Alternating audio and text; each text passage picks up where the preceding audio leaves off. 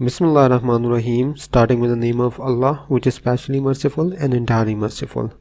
ये assignment number 2 है EDUA 630 research methodology B.Ed student के लिए।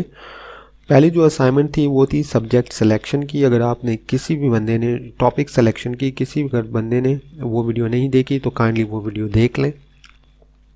दूसरी असाइनमेंट में उसने पूछा है, 2-3 रिक्वायरमेंट दी है जो मैंने पहले से हाईलाइट की हुई है।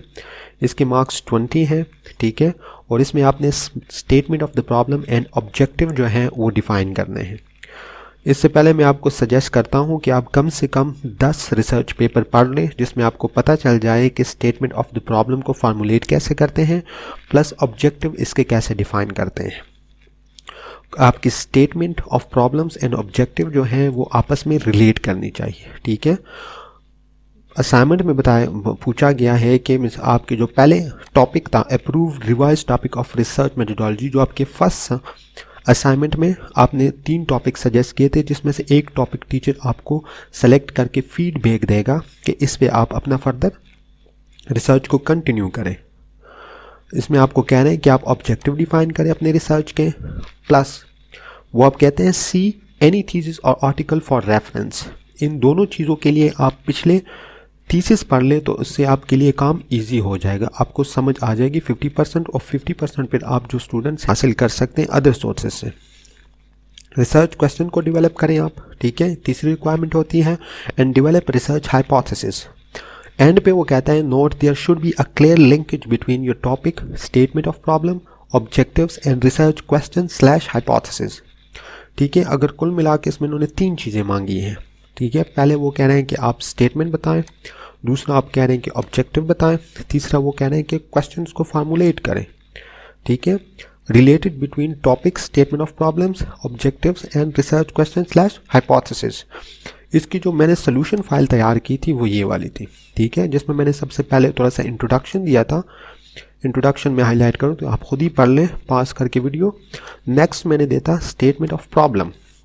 स्टेटमेंट ऑफ प्रॉब्लम में मैंने कहा था कि impact of time management on student academic achievement at private sector school of Punjab, ठीक है। ये मेरा तीसरा स्टेटमेंट था, statement of problem. Research objective जो मैंने डिफाइन किए थे वो टोटल थे 5 रिसर्च ऑब्जेक्टिव मैंने फॉर्मुलेट किए थे, और क्वेश्चन जो थे वो मैंने तकरीबन 4 जो थे फॉर्मुलेट किए थे। वो थोड़ा सा मैं आपके लिए रोक रहा हूँ ताकि आप ऑब्जेक्टिव्स को पढ़ लें, या पास करके पढ़ सकते हैं, प्लस आप क्वेश्चन को है ना रिसर्च क्वेश्चन उसको भी पास करके पढ़ सकते हैं।